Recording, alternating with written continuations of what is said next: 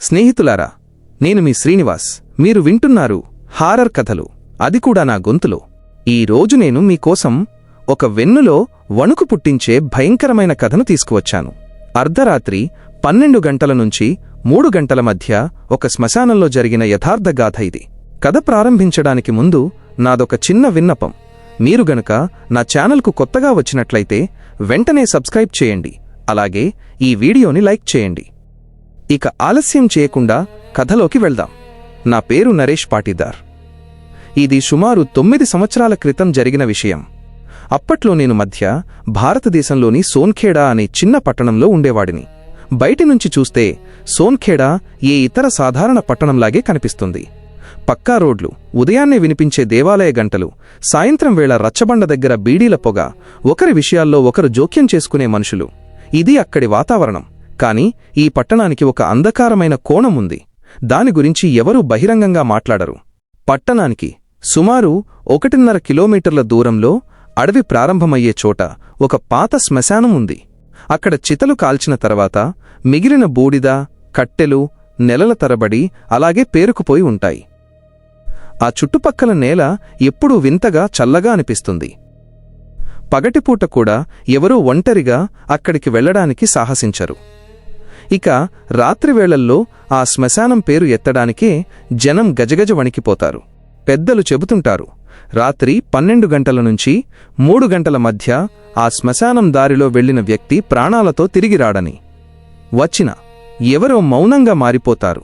కొందరు వింత రోగాల బారిన పడతారు, మరికొందరు భయంతో పట్టణాన్ని వదిలి వెళ్ళిపోతారు. కాని అసలక్కడ ఏం జరుగుతుందో ఎవరూ స్పష్టంగా చెప్పలేరు. నేనప్పుడు వీటన్నింటినీ కేవలం గ్రామాల్లో వినే భయంకర కథలని అనుకునేవాడిని. చదువుకున్నవాడిని, నగరంలో పెరిగినవాడిని కావడంతో ఇలాంటి మూఢనమ్మకాలకు దూరంగా ఉండేవాడిని. నా దృష్టిలో శ్మశానమంటే కేవలం మృతదేహాలను దహనం చేసే ఒక స్థలం మాత్రమే. మా నాన్నగారు స్థానిక సహకార సంఘంలో పనిచేసేవారు. ఆయన చాలా సౌమ్యుడు, తక్కువగా మాట్లాడే స్వభావం కలవారు. మా అమ్మ మాత్రం నన్ను ఎప్పుడూ హెచ్చరిస్తూ ఉండేది, నరేష్, సాయంత్రమయ్యాక అడవివైపు వెళ్లకు, అక్కడ గాలి కూడా వింతగా వీస్తుంది అని. నేను కేవలం నవ్వి ఆ మాటలను కొట్టిపారేసేవాడిని. ఒకరోజు మధ్యాహ్నం నేను కిరాణా కొట్టు దగ్గర కూర్చుని ఉన్నాను. అక్కడున్న మోహన్ కాక అకస్మాత్తుగా శ్మశానం వైపు చూస్తూ, ఈరోజు అమావాస్య అన్నారు. ఆయన ముఖంలో ఏదో తెలియని కఠినత్వం, భయం కనిపించాయి. ఆ మాట వినగానే షాపులో ఉన్నవారంతా ఒక్కసారిగా నిశ్శబ్దమైపోయారు. అమావాస్య అయితే ఏమవుతుందని అడిగే ధైర్యం కూడా ఎవరికీ లేకపోయింది. రాత్రి అయ్యేసరికి పట్టణం త్వరగానే నిద్రలోకి జారుకుంది. సాధారణంగా రాత్రి పొద్దుపోయే వరకు కబుర్లు చెప్పుకునేవాళ్లు కూడా ఆ రోజు 9 గంటలకే తలుపులు వేసుకున్నారు. వీధి కుక్కల మొరుగుడు కూడా ఆగిపోయింది. గాలిలో ఒక వింతైన తేమ, చెవుల్లో హోరుమనే నిశ్శబ్దం ఆవరించింది. నేను ఇంటి పైకప్పు మీద పడుకుని ఆకాశం వైపు చూస్తున్నాను, కాని నిద్ర రావడం లేదు. అంతలో దూరంగా ఎవరో నడుస్తున్న శబ్దం, ఎండిన ఆకులపై కాళ్లు పడితే వచ్చే కరకర అనే అలికిడి వినిపించింది. మొదట నేను పట్టించుకోలేదు, కాని కొద్దిసేపటికి అదే శబ్దం మా ఇంటి ఆవరణ బయట చాలా దగ్గరగా వినిపించింది. నా ఒళ్ళు ఒక్కసారిగా జలధరించింది. గబగబా కిందకు వచ్చి తలుపుల గడియలు సరిగా ఉన్నాయో లేదో చూశాను. కిటికీలోంచి బయట చూస్తే వీధి అంతా నిర్మానుష్యంగా ఉంది. కేవలం శ్మశానం వైపు వెళ్లే ఆ అడ్డదారి మాత్రం గాఢాంధకారంలో భయంకరంగా కనిపిస్తోంది. అకస్మాత్తుగా గాలిలో ఏదో కాలిన వాసన వచ్చింది. చితి మండుతున్నప్పుడు వచ్చే ఆ పచ్చికట్టెల పొగవాసన. ఆ రోజు శ్మశానంలో ఎలాంటి అంత్యక్రియలు జరగలేదు. మరి ఆ వాసన ఎక్కడినుంచి వస్తోంది? నేను తలుపులు వేసి లోపలికి వచ్చాను, కాని మనసులో ఏదో తెలియని ఆందోళన. రాత్రి ఉదయం 11:30 గంటల సమయంలో కుక్కలు ఏడవడం మొదలుపెట్టాయి. అవి మొరగడం లేదు, ఏదో చెప్పలేని బాధతో దీనంగా మూలుగుతున్నట్లు ఉన్నాయి. అమ్మ నిద్రలేచి భయం భయంగా భగవంతుడి పేరు స్మరించుకో అని చెప్పింది. నాన్న ఏమీ మాట్లాడకుండా దుప్పటి ముసుగు తన్నారు. గడియారంలో 12 గంటలు కావస్తోంది. నా గుండె వేగం పెరిగింది. ఏదో అదృశ్య శక్తి నన్ను ఆ శ్మశానం వైపు లాగుతున్నట్టు ఒక వింత అనుభూతి కలిగింది. ఇదంతా నా వెర్రితనం అని నన్ను నేను సమాధానపరుచుకుంటున్న సమయంలోనే అడవి వైపు నుంచి ఒక స్త్రీ నవ్వు వినిపించింది. అది మనిషి నవ్వులా లేదు, అందులో ఆనందం లేదు. కేవలం ఒక భీకరమైన ఆహ్వానం మాత్రమే ఉంది. నా కాళ్ళు చేతులు చల్లబడిపోయాయి. సోన్ఖేడా శ్మశానమంటే కేవలం శవాలను కాల్చే చోటు మాత్రమే కాదు, అక్కడ చీకటి శక్తులు పొంచి ఉన్నాయని ఆ రాత్రి నాకు మొదటిసారి అర్థమైంది. అతి త్వరలోనే ఆ శ్మశానంతో నాకు ఎదురుకాబోయే భయంకరమైన ముఖాముఖి గురించి అప్పుడు నాకు ఊహకందలేదు. హృదయ్ బాబా మా ఇంటికి 2 వీధుల అవతల ఉండేవారు. ఆయనకు సుమారు 60 ఏళ్లు ఉండవచ్చు. కాని ఆయన ముఖం చూసి వయసును అంచనా వేయడం కష్టం. ఆయన కళ్ళు ఎప్పుడూ సగం తెరిచి ఉండేవి. నిద్రకు మెలకువకు మధ్య ఎక్కడో ఆగిపోయినట్లుగా వింతగా కనిపిస్తాయి. తెల్లటి గడ్డం, కాషాయ వస్త్రాలు, మెడలో రుద్రాక్ష మాలలతో ఆయన ఒక తాంత్రికుడిలా కనిపించేవారు. పట్టణంలో అందరూ ఆయన్ని అలాగే భావించేవారు. కాని భయం వల్ల ఎవరూ ఆయన పేరును బహిరంగంగా ఉచ్చరించేవారు కాదు. ఏదైనా తీవ్రమైన అవసరం వస్తే తప్ప ఎవరూ ఆయన ఇంటి గడప తొక్కేవారు కాదు. నేను చిన్నప్పట్నుంచి ఆయన్ని చూస్తూనే పెరిగాను. ఊరిలో ఎవరికైనా దిష్టి తగిలినా, పిల్లలకు జబ్బు చేసినా, వ్యాపారాలు దెబ్బతిన్నా అందరికీ మొదట గుర్తొచ్చే పేరు హృదయ్ బాబా. మామూలు మనుషులు చూడలేని శక్తులను ఆయన చూడగలరని ఊరిలో ఒక ప్రగాఢమైన నమ్మకం ఉండేది. ఆ రాత్రి శ్మశానం నుంచి వచ్చిన ఆ వింత శబ్దాల తర్వాత నా మనసు అస్సలు కుదుటపడలేదు. పగటిపూట కూడా దేనిమీద ఏకాగ్రత కుదరడం లేదు. ఆ స్త్రీ నవ్వు నా చెవుల్లో నిరంతరం ప్రతిధ్వనిస్తూనే ఉంది. ఇదంతా కేవలం నా భ్రమ అని నన్ను నేను నమ్మించుకోవడానికి ప్రయత్నించేవాడిని. కాని నా లోపల ఏదో తెలియని భయం శాశ్వతంగా గూడు కట్టుకుంది. ఒక సాయంత్రం నేను హృదయ్ బాబా ఇంటి ముందు నుంచి వెళ్తుండగా ఆయన తన ఆవరణలో కూర్చుని ధూపం వేస్తున్నారు. నేను వస్తున్న వైపు కనీసం చూడకుండానే ఆయన ఇలా అన్నారు, శ్మశానం గాలి చాలా వింతగా ఉంటుంది కదా. నేను ఒక్కసారిగా స్తంభించిపోయాను. ఆయన నెమ్మదిగా తల ఎత్తి నా కళ్లలోకి నేరుగా చూస్తూ, ఆమె గొంతు విన్నావా అని అడిగారు. నా నోట్లోంచి మాట రాలేదు. కేవలం వణుకుతూ తల ఊపాను. ఆయన సైగ చేసి నన్ను తన దగ్గర కూర్చోమన్నారు. గాలిలో ఆ ధూపం మరియు బూడిద వాసన వింతగా తేలుతోంది. కొంతసేపు నిశ్శబ్దం తర్వాత ఆయన ఇలా అన్నారు, ఒక మనిషి అసంపూర్ణ సత్యాన్ని చూసినప్పుడు మాత్రమే భయం కలుగుతుంది. నేను నెమ్మదిగా అడిగాను, ఎలాంటి సత్యం బాబా? ఆయన పెదవులపై ఒక గూఢమైన నవ్వు కనిపించింది. ఆ శ్మశానంలో నివసించేది యక్షిని. ఆ పేరు వినగానే నా ఒళ్ళు ఒక్కసారిగా జలధరించింది. ఆయన గొంతు మందంగా ఉన్నా ఆ మాటలు నా గుండెకు బలంగా తగిలాయి. ఆయన కొనసాగిస్తూ ఇలా చెప్పారు, యక్షిణి అనేది కేవలం కట్టుకథ కాదు, అదొక శక్తి. ఆమె తలుచుకుంటే సర్వస్వమిస్తుంది, కోరుకుంటే సర్వస్వం ఊడ్చేస్తుంది. జీవితంలోని అసలైన సత్యాన్ని చూడాలంటే ఆమెను ఆహ్వానించాల్సిందే. నా శరీరం వణికింది. నా భయాన్ని దాచుకుంటూ నవ్వుతూ, ఇవన్నీ పాతకాలపు నమ్మకాలు బాబా అన్నాను. ఆయన నా వైపు తీక్షణంగా చూశారు. ఆయన కళ్లలో ఏదో పాత జ్ఞాపకం మెరుస్తున్నట్లనిపించింది.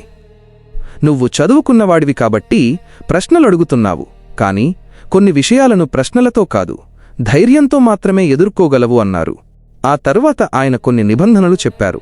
అమావాస్య రాత్రి శ్మశానంలో రాత్రి 12 నుంచి 3 గంటల మధ్య ఉండాలి.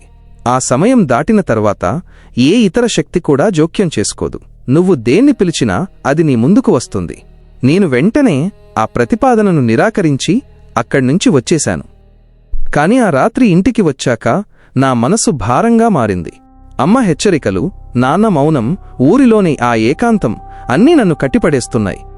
రోజులు గడుస్తున్న కొద్దీ నిద్రలో నాకు శ్మశానం దృశ్యాలే కనిపిస్తున్నాయి. ఒకసారి కాలుతున్న చితి, ఇంకోసారి వింతగా కదులుతున్న ఒక స్త్రీ నీడ. ఉదయం లేచేసరికి నుదుటిమీద చెమటతో శరీరం భారంగా అనిపించేది. కొద్ది రోజుల తరువాత హృదయ్ బాబా నాకు మళ్లీ తారసపడ్డారు. ఈసారి ఏమీ మాట్లాడకుండా నా మణికట్టును గట్టిగా పట్టుకున్నారు. ఆయన వేళ్లు మంచులా చల్లగా ఉన్నాయి. నీ భయమే నిన్ను ప్రశ్నలు అడుగుతోంది. దీనినుంచి పారిపోతావా, లేక ఎదురు నిలిచి చూస్తావా అని ప్రశ్నించారు. ఆ మాటలు నా లోపల దెబ్బతీశాయి. భయం నుంచి పారిపోయి నేను అలసిపోయాను. ఒకవేళ ఇదంతా సత్యమని తెలిస్తేనే నా లోపల భయం తగ్గుతుందేమో అనిపించింది. చాలా రాత్రులు ఆలోచించాను. ఒకవైపు చిన్నప్పటినుంచి విన్న భయంకర కథలు, మరోవైపు నా విద్యావంతుడి అహంకారం. ఇదంతా నా మనసు సృష్టించిన భ్రమ అని నిరూపించాలని గట్టిగా నిర్ణయించుకున్నాను. అమావాస్యకు ఒకరోజు ముందు నేను హృదయ్ బాబా దగ్గరకు వెళ్లాను. నన్ను చూడగానే ఆయన, నువ్వు సిద్ధంగా ఉన్నావు అన్నారు. నేను చాలా నెమ్మదైన గొంతుతో అవును అన్నాను. ఆయన ముఖంలో ఎలాంటి ఆనందం లేదు, కేవలం ఒకటే హెచ్చరించారు. అక్కడ నీకు ఏది కనిపించినా అది సత్యమే అని అంగీకరించు. ఏ ప్రశ్నలు అడగవద్దు. ఆ రాత్రికి ముహూర్తం ఖరారైంది. శ్మశానం. అమావాస్య. ఆ 3 గంటల సమయం. ఆ రాత్రి తరువాత నా జీవితం మునుపటిలా ఉండబోదని అప్పుడు నాకు తెలియదు. అమావాస్య రాత్రి రానే వచ్చింది. ఆ రోజు పట్టణం మొత్తం చాలా ముందుగానే నిద్రపోవడానికి సిద్ధమైంది. దుకాణాల షట్టర్లు గబగబా కిందికి దించబడ్డాయి. వీధుల్లో నిశ్శబ్దం దట్టంగా అలుముకుంది. ఒకరి కళ్లలోకి ఒకరు చూసుకోవడానికి కూడా జనం భయపడుతున్నారు. ఆ రాత్రి శ్మశానం దగ్గర ఏదో జరగబోతోందని అందరికీ తెలుసు, కాని ఎవరూ ఆ విషయాన్ని బయటకు చెప్పడానికి సిద్ధంగా లేరు. రాత్రి 11:30 గంటల సమయంలో నేను ఇంటి నుంచి బయలుదేరాను. ఒక స్నేహితుడి ఇంట్లో ఉంటానని అమ్మకు అబద్ధం చెప్పాను. నాన్న ఏమీ అడగలేదు, కాని నిశ్శబ్దంగా నా వైపు ఒకసారి చూసి తలదించుకున్నారు. ఆ చూపులోని నిశ్శబ్దం నన్ను ఇప్పటికీ భయపెట్టే ఒక పీడకలలా అనిపిస్తుంది. శ్మశానం వైపు వెళుతుంటే నా ప్రతి అడుగు బరువుగా అనిపించింది. హృదయ్ బాబా ముందే నిర్ణయించుకున్న చోట నా కోసం వేచి ఉన్నారు. ఆయన చేతిలో ఒక చిన్న జోలె ఉంది. అందులోంచి ధూపం మరియు వింతైన వేర్ల వాసన వస్తోంది. మేమిద్దరం ఏమీ మాట్లాడకుండా శ్మశానం వైపు నడిచాము. రాత్రి 11:50 మేము శ్మశానానికి చేరుకున్నాం. ఆకాశంలో చంద్రుడు లేడు, నక్షత్రాలు కూడా మసకబారిపోయాయి. 4 వైపులా బూడిద చెల్లాచెదురుగా పడి ఉంది. ఆ నేల ఇంకా చితిమంటల జ్ఞాపకాలను మోస్తున్నట్లుగా ఉంది. గాలిలో కాలిన కట్టెలు, మృతదేహాల అవశేషాల వాసన కలిసి ఊపిరి పీలుస్తుంటే గుండెల్లోకి దిగుతోంది. శ్మశానంలోని ఆ పాత రావిచెట్టు ఆకులు గాలి లేకపోయినా వింతగా కదులుతున్నాయి. దూరంగా అడవి నుంచి వినిపించే కీచురాళ్ల శబ్దం కూడా మూగబోయింది. నిశ్శబ్దం ఎంత భయంకరంగా ఉందంటే నా సొంత అడుగుల శబ్దం కూడా నా చెవుల్లో గుచ్చుకుంటోంది. హృదయ్ బాబా తన జోలె నుంచి బూడిద తీసి నేలమీద ఒక వృత్తాకార వలయాన్ని గీశారు. ఆయన వేళ్లు ఎంతో నేర్పుగా కదులుతున్నాయి. ఈ పనిని ఆయన 100 సార్లు చేసినట్లుగా అనిపించింది. వలయం పూర్తి అయ్యాక నన్ను ఆ వలయం బయట కూర్చోమని సైగ చేశారు. ఎట్టి పరిస్థితుల్లోనూ లోపలికి రావద్దు అని ఆయన గంభీరమైన గొంతుతో హెచ్చరించారు. నేను నిశ్శబ్దంగా నేలమీద కూర్చున్నాను. చల్లని మట్టి స్పర్శబట్టల ద్వారా శరీరానికి తగులుతోంది. గడియారంలో సరిగ్గా 12 గంటలు కాగానే అకస్మాత్తుగా గాలి చల్లబడింది. ఆ చలికి ఊపిరి పీల్చినప్పుడు నోటి నుంచి ఆవిరి వస్తోంది. నా చెవుల్లో ఏదో వింతైన ఒత్తిడి అనిపించింది. ఎత్తైన పర్వతాలు ఎక్కినప్పుడు కలిగే అనుభూతిలా. అడవివైపు నుంచి ఎవరో నడిచి వస్తున్న అలికిడి ఎండిన ఆకుల మీద కాళ్లు పడుతుంటే వచ్చే కరకర శబ్దం స్పష్టంగా వినిపిస్తోంది. కాని కళ్ళు తీక్షణంగా చూసినా ఏమీ కనిపించడం లేదు. నా గుండె వేగంగా కొట్టుకుంటోంది. కళ్ళు అంధకారంలో ఏదో వెతుకుతున్నాయి. కాని నా కళ్ల ముందు కేవలం నల్లటి నీడలు తప్ప ఏమీ లేవు. హృదయ్ బాబా కళ్ళు మూసుకుని మంత్రోచ్చారణ ప్రారంభించారు. మొదట్లో ఆయన గొంతు చాలా నెమ్మదిగా ఏదో గుసగుసలాడుతున్నట్లుగా ఉంది. ఆ మాటలు అర్థం కాకపోయినా ఆయన చదువుతున్న ప్రతి మంత్రంతో గాలిలో ఏదో బరువు పెరుగుతున్నట్లు అనిపించింది. కొద్దిసేపటికి ఆయన గొంతు మారిపోయింది. మొదట గాఢంగా, ఆ తర్వాత చాలా భారంగా తయారైంది. ఒకేసారి చాలా గొంతులు కలిసి మాట్లాడుతున్నట్లు ఒక వింత భ్రమ కలిగింది. నా తలలో ఒక రకమైన నొప్పి మొదలైంది. అకస్మాత్తుగా నేల కింద ఏదో కదిలినట్లు అనిపించింది. చాలా నెమ్మదిగా, కాని నిరంతరంగా. ఎవరో లోపలి నుంచి పైకి రావడానికి ప్రయత్నిస్తున్నట్లు ఆ మట్టి కదులుతోంది. నేను భయంతో నేలమీద చేయిబెట్టాను. మట్టి చల్లగా ఉంది, కాని దాని కింద స్పష్టమైన కంపనం తెలుస్తోంది. దగ్గరలో ఉన్న సగం కాలిన కట్టెలు తమంతట తాముగా కదలసాగాయి. బూడిద గాలిలోకి లేచి నా ముఖాన్ని తాకింది. కళ్లలో మంట మొదలైంది, కాని కనురెప్ప వేయడానికి కూడా ధైర్యం సరిపోలేదు. అడవివైపు నుంచి ఇప్పుడు కేవలం నడక శబ్దమే కాదు, ఎవరో గాఢంగా ఊపిరి పీలుస్తున్న శబ్దం వినిపిస్తోంది. ఆ శ్వాసలు చాలా దగ్గరగా ఉన్నాయి. నా మనసు ఇక్కడి నుంచి పారిపో అని కేకలు వేస్తోంది, కాని శరీరం మాత్రం కదల్లేక మొద్దుబారిపోయింది. హృదయ్ బాబా మంత్రాలు మరింత ఉద్ధృతమయ్యాయి. ఆయన గొంతులో ఇక మానవీయమైన అలసట ఏమాత్రం లేదు. ముఖంపై చెమట పడుతున్నా ఆయన పెదవులు మాత్రం ఆగడం లేదు. అకస్మాత్తుగా ఆ రావిచెట్టు కింద అంధకారం మరింత దట్టంగా మారింది. అక్కడ ఒక ఆకారం రూపుదిద్దుకుంటోంది. మొదట మసకగా, ఆ తర్వాత ఒక నీడలా. కాని ఆ ఉనికి మాత్రం స్పష్టంగా తెలుస్తోంది. నా ఊపిరి ఆగిపోయింది. సరిగ్గా నా చెవి దగ్గర ఎవరో చాలా నెమ్మదిగా నవ్వారు. ఆ నవ్వు చాలా దగ్గరగా, అత్యంత సమీపంలో వినిపించింది. నేను వెనక్కి తిరిగి చూడాలనుకున్నాను, కాని నా మెడ కదలలేదు. నాలో భయం, ఉత్కంఠ ఒకేసారి పెరిగిపోయాయి. ఇదేనా యక్షిణి, లేక వేరే ఏదైనా శక్తా? ఆ క్షణంలో నాకు అర్థమైంది, ఇది కేవలం ఒక తాంత్రిక ప్రక్రియ కాదు. ఏదో శక్తి జాగ్రత్తగా మేల్కొంది. ఇక దాన్ని నిర్లక్ష్యం చేయడం ఎవరి వల్ల కాదు. రాత్రి ఇప్పటికే సగానికి పైగా గడిచిపోయింది. సమయం అక్కడే ఆగిపోయినట్లు అనిపిస్తోంది. బాబా చదువుతున్న మంత్రాల హోరులో ఒక కొత్త శబ్దం వినిపించింది. చాలా నెమ్మదిగా, సన్నగా వినిపిస్తున్న పట్టీల పాదసరణి సవ్వడి అది. మొదట్లో అది నా భ్రమ అనుకున్నాను. శ్మశానంలో గాలిబూడిదను తాకినప్పుడు ఇలాంటి వింత శబ్దాలు రావడం సహజమే. కాని ఇది వేరు. ఇందులో ఒక లయ ఉంది, ఒక నడక ఉంది. ఎవరో కావాలనే అడుగులు వేస్తున్నట్లుగా ఉంది. హృదయ్ బాబా మంత్రాలు ఒక్క క్షణం ఆగిపోయాయి. ఆయన కళ్ళు తెరవలేదు, కాని నుదుటిపై చిట్లిన గీతలు ఆయనలోని ఆందోళనను తెలియజేస్తున్నాయి. కిందకే చూడు అని ఆయన గంభీరంగా హెచ్చరించారు. ఏం జరిగినా సరే కళ్ళు పైకి ఎత్తకు, ఆ నీడతో కళ్ళు కలపవద్దు. పట్టీల సవ్వడి ఇప్పుడు మరింత స్పష్టంగా వినిపిస్తోంది. ధూపం పొగ, గాఢాంధకారం మధ్య ఏదో కదలిక కనిపించింది. నేలమీద ఉన్న బూడిద తనంతట తాను 2 భాగాలుగా విడిపోయింది. గాలిలో ఏదో బరువు పెరిగింది, ఎవరో ఊపిరి బిగబట్టి నిలబడినట్లు. అప్పుడు ఆ పొగమంచు మధ్య నుంచి ఒక ఆకారం బయటకు వచ్చింది. మొదట పాదాలు కనిపించాయి, నగ్న పాదాలు. కాని అవి నేలను తాకడం లేదు. ఆ తర్వాత నెమ్మదిగా పూర్తి శరీరం ప్రత్యక్షమైంది. అది ఒక స్త్రీ రూపం. మొదటి చూపులోనే మనసును ఆకర్షించేంతటి అద్భుతమైన అందం ఆమెది. పొడవైన విరబోసిన జుట్టు, తెల్లటి చర్మం, ముఖంపై ఒక వింతైన ప్రశాంతత. కాని ఆమె కళ్ళు, ఆ కళ్లలో ఏమీ లేదు. కోపం లేదు, ఆనందం లేదు, కనీసం జీవం కూడా లేదు. అవి కేవలం శూన్యాన్ని ప్రతిబింబిస్తున్నాయి. నా గుండె వేగంగా కొట్టుకుంటోంది. ఒళ్లంతా చెమటలు పట్టాయి.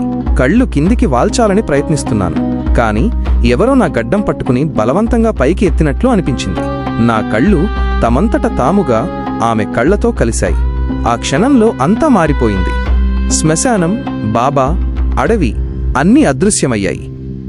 నేను ఎక్కడో వేరే లోకంలో ఉన్నాను, లేదా బహుశా నా అంతరాత్మ లోతుల్లోకి ప్రవేశించాను. నాకు నా బాల్యం కనిపించింది. ఎవరికీ చెప్పుకోని నా భయాలు, చీకట్లో వణుకుతూ గడిపిన రాత్రులు గుర్తొచ్చాయి. ఆ తరువాత నా యవ్వనం, నేను చేసిన చిన్న చిన్న తప్పులు, లోభాలు, అబద్ధాలు, సరైన మార్గాన్ని వదిలి సులభమైన మార్గాన్ని ఎంచుకున్న క్షణాలు అన్నీ నా కళ్ల ముందు కదలాడాయి. నేను నా నుంచి కూడా దాచుకున్న ప్రతి రహస్యం ఇప్పుడు బట్టబయలవుతోంది. నన్ను నేను అనేక రూపాల్లో చూసుకున్నాను. ఎక్కడో స్వార్థపరుడిగా, ఎక్కడో భయపడినవాడిగా, ఇంకెక్కడో నేను అసహ్యించుకునే వ్యక్తిగా నన్ను నేనే చూశాను. అప్పుడు ఆమె గొంతు మోగింది. పెదవులు కదలలేదు, కాని ఆ శబ్దం నేరుగా నా మెదడులోకి చొచ్చుకుపోయింది. సత్యం చూడాలనుకున్నావు కదా? నేను గట్టిగా అరవాలనుకున్నాను, కాని గొంతు పెగలడం లేదు. ఆమె మరో అడుగు ముందుకు వేసింది. ఆ పట్టీల సవ్వడి మళ్లీ మోగింది. ఈసారి ఆ శబ్దం నా గుండెలో ప్రతిధ్వనిస్తోంది. ప్రతి మనిషి అబద్ధంతోనే బతుకుతాడు. అన్నింటికంటే పెద్ద అబద్ధం తనతో తాను ఆడుకునేది. ఇప్పుడు నా భవిష్యత్తు కనిపిస్తోంది. ఒంటరితనం, పశ్చాత్తాపం, అసంపూర్ణ కోరికలు. వేల మంది జనంలో నిలబడి ఉన్నాను, కాని నా పేరు పిలిచే నాథుడే లేడు. నా మోకాళ్లు బలహీనపడి కృంగిపోతున్నాను. అంతలో దూరంగా హృదయ్ బాబా గొంతు వినిపించింది. కళ్ళు తిప్పుకో, చూడకు. కాని అప్పటికే కాలం మించిపోయింది. ఆమె తన చేతిని చాచింది. ఆ చేయి చల్లగా లేదు, కాని ప్రాణం లేని శూన్యంలా అనిపించింది. ఆమె వేళ్లు నా నుదుటిని తాకబోతుండగా నా లోపల ఏదో పగిలిపోయినట్లు అనిపించింది. నేను ఒక్కసారిగా ఊపిరి పీల్చుకున్నాను. ఒక కుదుపుతో మళ్లీ శ్మశానంలోకి వచ్చేశాను. నా ముందు అదే స్త్రీ నిలబడి ఉంది.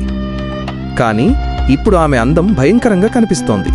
ఆమె కళ్లలో ఒక వింతైన కాంతి మెరిసింది, నన్ను పూర్తిగా చదివేసినట్లుగా. హృదయ్ బాబా ఇప్పుడు వణికిపోతున్నారు. ఆయన మంత్రాల ఉద్ధృతి తగ్గింది. ఆయన బరువైన గొంతుతో, చూపించాల్సింది చూపించావు కదా. అన్నారు. యక్షిణి ముఖంపై ఒక క్రూరమైన నవ్వు విరిసింది. సత్యం, చూశావు కదా? ఆమె గొంతు మళ్లీ మోగింది. ఇకపై ఆ నిజాన్ని మోయడానికి సిద్ధంగా ఉండు. ఆమె నా వైపు నడవడం మొదలుపెట్టింది. అడుగులకు శబ్దం లేదు కాని ఆ పట్టీల సవ్వడి ఇప్పుడు బయట కాదు, నా తలలో మోగుతోంది. ఆమె నా దగ్గరకు వచ్చి ఆగింది. నేను కిందకు చూశాను. ఆమె పాదాలు నేలను తాకడం లేదు. బూడిద ఆమె కింద నుంచి తనంతట తాను విడిపోతోంది. ఆ నేల కూడా ఆమెను భరించలేనట్లుగా ఉంది. నా గొంతు మూగబోయింది. చేతులు, కాళ్ళు తిమ్మిరెక్కిపోయాయి. ఆమె ముఖం అందంగానే ఉంది, కాని ఆ అందం ఇప్పుడు గుండెల్లో వణుకు పుట్టిస్తోంది. ఆమె గొంతు మళ్లీ నాలో వినిపించింది. మనిషి భయంతో కాదు, లోభంతో చనిపోతాడు. ఆ మాటలు నా ఛాతీలోకి ఈటెల్లా దిగిపోయాయి. నిజమే, నా జీవితంలో భయాన్ని నిందించిన ప్రతి క్షణం వెనుక ఏదో ఒక లోభముంది. డబ్బు, గుర్తింపు, అందరికంటే గొప్పవాడినని నిరూపించుకోవాలనే స్వార్థం. ఆమె నన్ను చీల్చడం లేదు, నా ముసుగులను తీసి నన్ను నగ్నంగా నిలబెడుతోంది. అకస్మాత్తుగా హృదయ్ బాబా గట్టిగా అరిచారు. ఆయన గొంతులో భయం కాదు, ఒక విధమైన ఆవేశం ఉంది. ఆయన కళ్ళు తెరిచి మంత్రాలను ఉద్ధృతంగా చదవడం మొదలుపెట్టారు. ఆ శబ్దానికి శ్మశానంలోని బూడిద గాలిలో ఎగిరింది. రావి చెట్టు కొమ్మలు పిచ్చిగా కదిలాయి. నేలమీద ఉన్న కట్టెల నుంచి అకస్మాత్తుగా నీలిరంగు జ్వాలలు ఎగిసిపడ్డాయి. ఆ వేడికి నా ఊపిరి ఆగిపోతున్నట్లు అనిపించింది. యక్షిణి వెనక్కి తిరిగి ఆ అగ్నివైపు చూసింది. ఆమె ముఖంలోని అందం ఒక్క క్షణంలో మాయమైంది. చర్మం కరిగిపోతున్నట్లు, కళ్లలోని శూన్యత గాఢమైన గుంటల్లా మారిపోయింది. ఆమె నోరు తెరిచి ఒక భయంకరమైన కేక వేసింది. అది మానవ గొంతు కాదు. అందులో వేదన, కోపం, అవమానం అన్నీ ఉన్నాయి. నన్ను చూశావా? ఆమె అరిచింది. ఆ శబ్దం శ్మశానం మొత్తాన్ని వణికించింది. ఇకపై నువ్వు ఎప్పుడూ ప్రశాంతంగా నిద్రపోలేవు. ఆ మాటలు నా ఆత్మను దెబ్బతీశాయి. నా లోపల ఏదో ద్వారం తెరుచుకుంది. దాన్ని ఇక మూయడం ఎవరి వల్ల కాదు. హృదయ్ బాబా వెనక్కి తూలుతున్నారు. చూడకు, కళ్ళు ఎత్తకు అని అరిచారు. కాని అప్పటికే నా కళ్ళు మండుతున్నాయి, మూయలేకపోతున్నాను. యక్షిణి ఆ అగ్ని జ్వాలల మధ్య నుంచి తన చేతిని చాచింది. ఆ చేయి ఇప్పుడు అందంగా లేదు, నల్లగా, వంకరగా మారిపోయింది. నా చెవుల్లో వేలాది గొంతులు వినిపిస్తున్నాయి. ఏడుపులు, నవ్వులు, గుసగుసలు. ఆమెను చూసి ఇక ఎప్పటికీ నిద్రపోలేని వారి గొంతులు అవి. బాబా చివరిసారిగా ఒక మంత్రాన్ని గట్టిగా చదివి నేలమీద బూడిదను విసిరారు. ఒక తీక్షణమైన కాంతి వచ్చింది. అగ్నిజ్వాలలు ఆకాశం వరకు ఎగిశాయి. ఆ వెలుగులో నేను యక్షిణి అసలు రూపాన్ని చూశాను. అక్కడ అందం లేదు, కేవలం ముడతలు పడ్డ చర్మం, ఖాళీ కళ్ళు మాత్రమే ఉన్నాయి. అంతలోనే అంతా నిశ్శబ్దమైపోయింది. అగ్ని ఆరిపోయింది, పొగ తగ్గిపోయింది. యక్షిణి అక్కడ లేదు. పట్టీల సవ్వడి కూడా ఆగిపోయింది. నేను స్పృహ తప్పి నేలమీద పడిపోయాను. నా చెవుల్లో ఆ నిశ్శబ్దం హోరుమంటోంది. హృదయ్ బాబా నా దగ్గరకు వచ్చారు. ఆయన ఒక్క క్షణంలో ఎంతో వృద్ధుల్లా మారిపోయినట్లు అనిపించింది. ఆయన కేవలం ఒక్కటే అన్నారు, సత్యాన్ని చూశావు, ఇక ఆ బరువును నీ జీవితాంతం మోయాలి. నేను కళ్ళు తెరిచినప్పుడు శ్మశానం అలాగే ఉంది, కాని నాకు అప్పుడు అర్థమైంది, నిజమైన శ్మశానం ఇప్పుడు నా బయట కాదు, నా లోపలే స్థిరంగా వెలసింది. ఆ రాత్రి తరువాత నిద్ర నాకు కరువైంది. కళ్ళు మూసుకున్న ప్రతిసారి ఆ పట్టీల సవ్వడి మళ్లీ మొదలవుతుంది. ఆ శబ్దం ఇప్పుడు బయట ఎక్కడి నుంచో రావడం లేదు, నేరుగా నా తలలోనే ప్రతిధ్వనిస్తోంది. శ్మశానంలో ఆ ఘటన తర్వాత ఏం జరిగిందో నాకు స్పష్టంగా గుర్తులేదు. కళ్ల ముందు గాఢాంధకారం ఆవరించినట్లు, నా ప్రాణం నన్ను వదిలి ఎటో వెళ్ళిపోతున్నట్లు అనిపించింది. భయం లేదు, నొప్పి లేదు, కేవలం ఒక శూన్యమైన భావన. నేను నా నుంచి చాలా దూరంగా పడిపోతున్నట్లు అనిపించింది. ఉదయం నాకు స్పృహ వచ్చేసరికి నేను మా ఇంటి ఆవరణలో పడి ఉన్నాను. సూర్యుడు అప్పటికే నెత్తిమీదకు వచ్చాడు. అమ్మ ఏడుస్తూ నా ముఖంపై నీళ్లు చల్లుతోంది. నాన్న నిశ్శబ్దంగా నిలబడి ఉన్నారు. ఆయన ముఖంపై ఎప్పుడూ ఉండే ఆ కఠినత్వం ఇప్పుడు లేదు. ఆయన కళ్లలో ఏదో తెలియని భయం కనిపిస్తోంది. అది నా గురించి కాదు, బహుశా ఆ రాత్రి నన్ను ఆవరించిన ఆ శక్తి గురించి కావచ్చు. నేను చాలా గంటల పాటు అపస్మారక స్థితిలో ఉన్నాను. మెదడు ఎంతో బరువుగా ఉంది, ఎవరో లోపల ఏదో నింపేసినట్లుగా. నేను కాస్త కోలుకుని మాట్లాడగలిగినప్పుడు అడిగిన మొదటి ప్రశ్న, హృదయ్ బాబా ఎక్కడా? నా మాట వినగానే అక్కడ ఒక్కసారిగా నిశ్శబ్దం ఆవరించింది. నాన్న నా వైపు చూసి చాలా నెమ్మదిగా, ఆయన ఇప్పుడు లేరు అన్నారు. మొదట ఆయన తన ఇంటికి వెళ్లారని నేను భావించాను. కాని రోజులు గడిచినా బాబా ఎక్కడా కనిపించలేదు. మరుసటి రోజు తెలిసిన విషయం ఏంటంటే, ఆయన ఇంటికి లోపల నుంచి తాళం వేసి ఉంది. సామాన్లు అన్నీ సర్దే ఉన్నాయి. ఆయన ఇప్పుడే తిరిగి వస్తారన్నట్లుగా ఉంది ఇల్లు. కాని ఆయన ఎప్పటికీ తిరిగి రాలేదు. కొందరు ఆయన ఊరు వదిలి వెళ్లిపోయారని చెప్పారు. మరికొందరు శ్మశానంలోనే ఆయన మృతదేహం కనిపించిందని అన్నారు. ఇంకొందరు ఆ రాత్రి ఆయన చితి లేకుండానే బూడిదైపోయారని గుసగుసలాడుకున్నారు. ఎవరి దగ్గర అసలు సత్యం లేదు, లేదా సత్యాన్ని చెప్పే ధైర్యం ఎవరికీ లేదు. నన్ను డాక్టర్ల దగ్గరకు తీసుకెళ్లారు. నగరంలోని పెద్ద ఆసుపత్రిలో డాక్టర్లు ఎన్నో ప్రశ్నలు అడిగారు. నిద్ర ఎలా ఉంది, ఏవైనా శబ్దాలు వింటున్నావా అని ఆరా తీశారు. వారు దీన్ని ట్రామా, మానసిక గాయం అని కొట్టిపారేశారు. నా మెదడు ఏదో భయంకరమైన దృశ్యాన్ని చూసి తట్టుకోలేకపోయిందని చెప్పారు. నిద్రకు భయం తగ్గడానికి కొన్ని మందులు ఇచ్చారు. కానీ ఆ డాక్టర్లు ఒక్క విషయం మాత్రం చెప్పలేకపోయారు. రాత్రి సరిగ్గా 12 గంటలు కాగానే ఆ మందులు ఎందుకు పనిచేయవు? గడియారం 12 కొట్టగానే నా కళ్ళు తమంతట తాము తెరుచుకుంటాయి. గది అంతా అలాగే ఉంటుంది. కాని గాలి మాత్రం అకస్మాత్తుగా చల్లగా, బరువుగా మారిపోతుంది. కళ్ళు మూసుకుంటే అదే పట్టీల సవ్వడి. చాలా స్పష్టంగా ఎవరో నా మెదడులోనే నడుస్తున్నట్లు. ఆ తరువాత ఆ శూన్యమైన కళ్ళు కనిపిస్తాయి, రెప్ప వెయ్యకుండా నన్ను చూస్తున్నట్లు. నేను చెమటలతో తడిసిపోయి లేచి కూర్చుంటాను. చాలాసార్లు నిజంగానే ఆ స్త్రీ నా గది మూలలో నిలబడి నన్ను గమనిస్తున్నట్లు అనిపిస్తుంది. సోన్ఖేడా శ్మశానాన్ని ఇప్పుడు మూసివేశారు. ప్రభుత్వం అక్కడ తాళం వేయించి ఆ భూమి అసురక్షితమని ప్రకటించింది. అడవి వైపు వెళ్లే దారిని కూడా మూసివేశారు. కాని పట్టణంలోని ప్రతి ఒక్కరికీ తెలుసు, రాత్రివేళ ఆ వైపు ఎవరూ వెళ్లకూడదని. ఇప్పటికీ అమావాస్య రాత్రుల్లో శ్మశానం వైపు నుంచి పట్టీల సవ్వడి వస్తుందని ఊరిలో కొందరు చెప్పుకుంటారు. ఎవరూ దాన్ని నమ్మరు, లేదా నమ్మడానికి ఇష్టపడరు. నేను ఇప్పుడు సోన్ఖేడాలో లేను. ఉద్యోగం నిమిత్తం నగరానికి వచ్చేశాను. కానీ దూరం నా భయాన్ని తగ్గించలేదు. అది నా నీడలా నా వెంటే వస్తోంది. బయటి ప్రపంచానికి నేను మామూలుగానే కనిపిస్తాను, నవ్వుతాను, అందరితో మాట్లాడతాను, పనిచేస్తాను. కానీ రాత్రివేళ ఆ 3 గంటల సమయం మాత్రం నేను ఎవరితోనూ పంచుకోలేను. ఎందుకంటే ఆ సమయంలో నేను జీవించడం లేదు, కేవలం శ్వాస తీసుకుంటాను అంతే. యక్షిని గురించి నేను ఇప్పటి వరకు ఎవరికీ చెప్పలేదు. ఆమె పేరు తీయడానికి కూడా నా గుండె వణుకుతుంది. కొన్ని అనుభవాలను మాటల్లో వివరించలేము. ఇప్పుడు నాకు అర్థమైంది, హృదయ్ బాబా చెప్పింది ఒక హెచ్చరిక అని.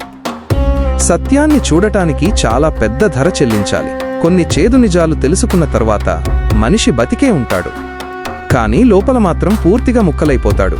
అన్నింటికంటే భయంకరమైన విషయం ఏమిటంటే, ఆమె ఎక్కడో శ్మశానంలో ఉందని కాదు, ఆమె ఇప్పుడు నా లోపలే ఉందన్న నిజాన్ని భరించడం. ఇక్కడితో ఈ కథ ముగిసింది. స్నేహితులారా, ఈ భయంకరమైన కథ మీకు నచ్చిందా? మీ అభిప్రాయాన్ని కామెంట్ రూపంలో తెలియచేయండి. ఇలాంటి మరిన్ని హారర్ కథల కోసం నా ఛానల్ని సబ్స్క్రైబ్ చేసి బెల్ ఐకాన్ నొక్కండి.